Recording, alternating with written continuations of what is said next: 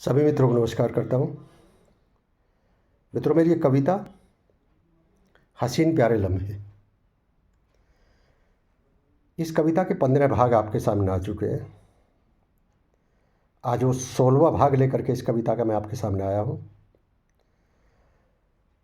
मित्रों, इस कविता में अब तक आपने देखा है कि कविता के नायक और नायिका एक ही कक्षा में पढ़ते थे, उनके बीच में असीम प्रेम था, लेकिन बाद में आकर के कुछ मिसअंडरस्टैंडिंग हो जाती है और जो नायिका है वो किनारा सा कर जाती है। और पिछले बंद में आपने 15वें भाग में इसके सुना है कि नायक फिर भीषण प्रतिज्ञा कर लेता है और अपने आप को उसके जीवन से अलग कर लेता है और उदास रहने लगता है और रोज़ घुट घुट करके अपना जीवन व्यतीत करता है।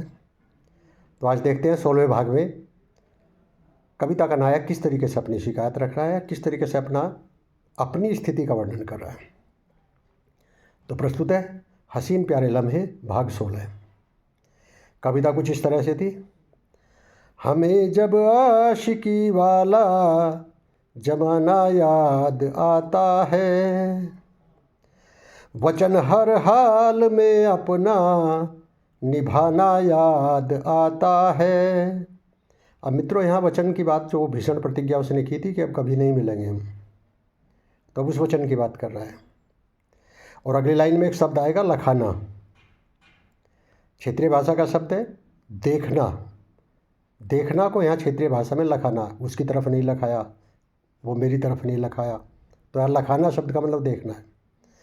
वचन हर हाल में अपना निभाना याद आता है, सामने आने पर भी ना लखाना याद आता है, सामने आने पर भी ना लखाना याद आता है। मैं कैसे भूल जाऊं उन हंसी प्यारे से लम्हों को, मैं कैसे भूल जाऊं उन हंसी प्यारे से लम्हों को।